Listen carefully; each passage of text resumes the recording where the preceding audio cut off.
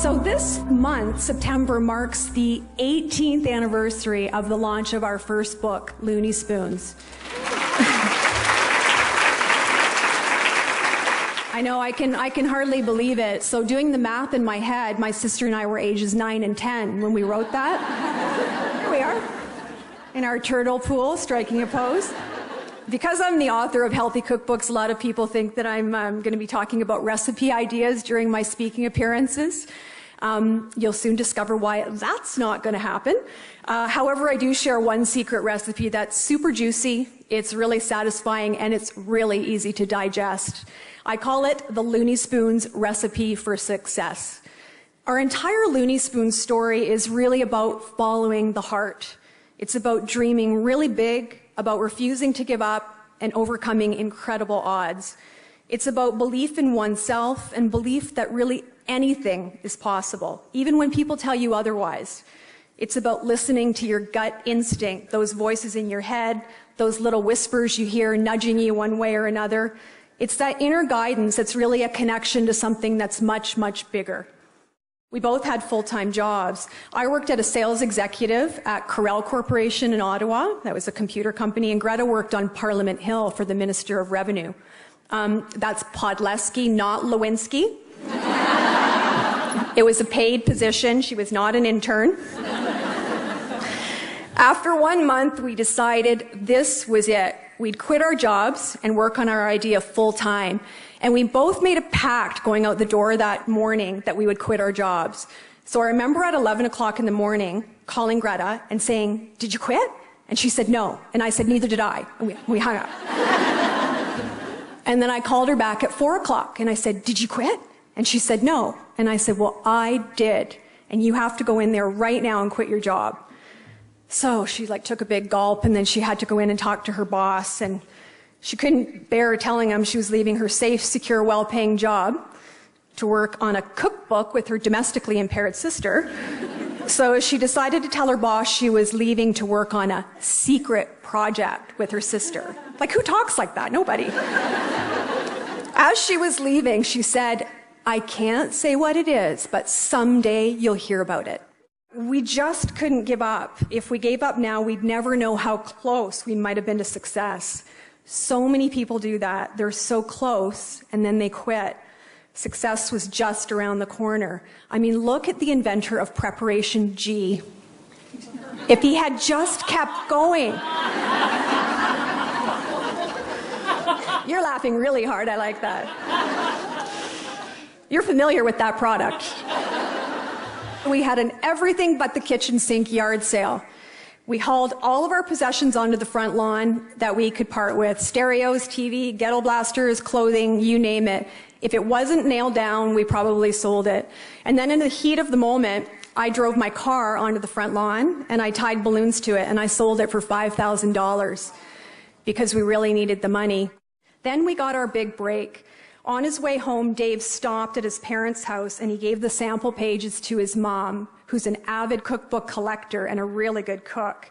And he told her to try the recipes and let him know if they were any good. So she did. And she also took the recipes to her bridge club and handed them out to her friends. So a couple weeks later, she called Dave and said, "You've got to help these girls publish this book." She said, "I love it, and so do all my friends. This is the best food I've ever eaten." And Dave said, "The best healthy food?"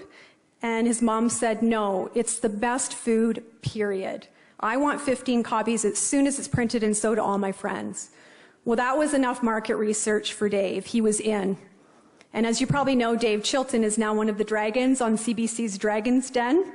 So little did he know way back in 1996 that we were prepping him for the show with his first ever official pitch. And you know, I often have people that come up to me and they say, "I'd love to do XYZ for a career or for a new job, but I don't have the education or the background, and so I can't do it." And I always think, really? You can't? I mean, my sister and I had no publishing experience. We had no experience in the food business. We had no culinary background. We had no money. And somehow we managed to create 4 of the best-selling cookbooks ever in Canadian publishing history. Our father died of lung cancer in 1991, and our mom was quite lonely, having had a big family, and then it's just down to her. So now it's like our book has given her a new social life and a new lease on life. All of a sudden, people at the mall or at the bank stop her, and they say, "Mrs. Podleski, you must be so proud of your daughters." They come over to get autographed copies at her house, and they stay and they have coffee. She even created a new part-time job for herself. She toted boxes of books in her car and stocked local bookstores for us. She would put on a suit and have a little name tag, said Janet and Greta's mom. And she'd get mad at them if our book wasn't right at the front, displayed at the front of the store. She doesn't realize that publishers pay thousands of dollars for that space. She's like, "They're my girls." Our mom goes to Costco regularly now to spy on our book. So she drags people from the cereal aisle right over to the book aisle, and she points to our book, and she says, "That's a wonderful book. I'm cooking from it all the time. And look at me, I lost my cholesterol." Apparently our mother is the heart healthiest person in Canada. She has no cholesterol. She lost it. Even if you have to fake it till you make it. After a while, you'll get out of your head and you'll feel it. It's the feeling in your heart, and that's where true miracles happen, in the heart and in the gut. So like my sister and I did in our story, you have to act from the outcome.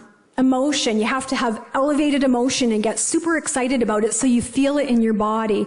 And then having gratitude. And if you have gratitude and feel grateful, that means that you've already got what you were praying for. You're already in the future life that you wanted, or you've got what it is that you've been after.